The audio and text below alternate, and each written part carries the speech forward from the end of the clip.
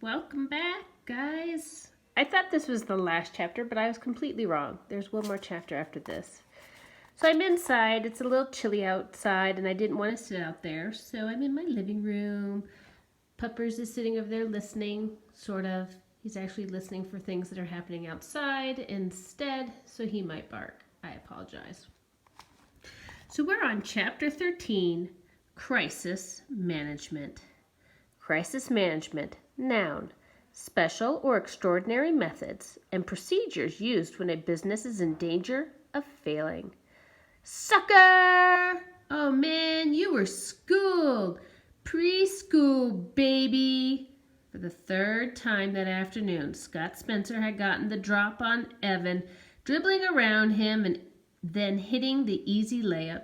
So the guys were giving him the business, even the ones on his own team.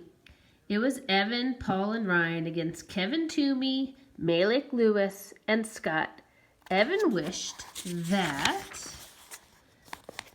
Scott hadn't shown up, but he had, and they needed the sixth guy for 3-on-3 since Jack had gone home to ask his mom if they could all swim in his house. So what was Evan supposed to say? Anyway, Evan was 3 times the ball handler that Scott was, and everyone knew it. So it was all in fun. But it didn't feel like much fun to Evan. "What's up, man?" Paul asked. Evan dribbled the ball back and forth, left hand, right hand, and then through his legs. "Hey, it's hot," he said. "Yeah, it's hot for all of us," said Paul. "Get your game on, dude."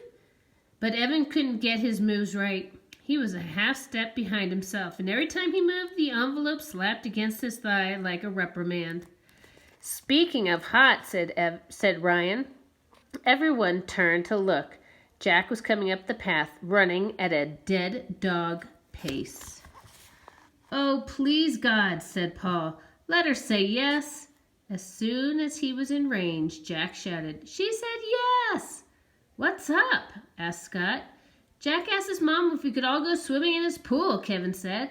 "Hey, Jack," shouted Scott. "Can I come too?" "Yeah, sure," said Jack, who stopped running toward them and was waiting for them to join him on the path. Oh, great, thought Evan, but he wasn't about to turn down a dunk in a pool just because Scott Spencer would be there. Nobody wanted to go home for suits and towels. Kevin, Malik, and Ryan were wearing basketball shorts anyway, so they could swim in those. "We've got enough suits at the house," said Jack. "My mom saves all our old ones." At the house, Evan changed into one of Jack's suits. He wrapped up his underwear and shirt inside his shorts and put the bundle of clothes on the end of Jack's bed next to all the other guys' piled up clothes. It felt good to drop the heavy shorts with the envelope stuffed in the pocket. Then, just to be sure, he put his shoes on top of his pile of clothes. He didn't want anything happening to that money. They played pool basketball all afternoon, even though the teams were uneven. Mrs. Bagdasarian brought out drinks and cookies and chips and sliced up watermelon.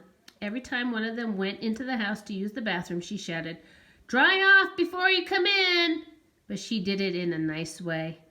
Then, just when Evan thought the afternoon couldn't get any better, it did. Scott had gone into the house to go to the bathroom.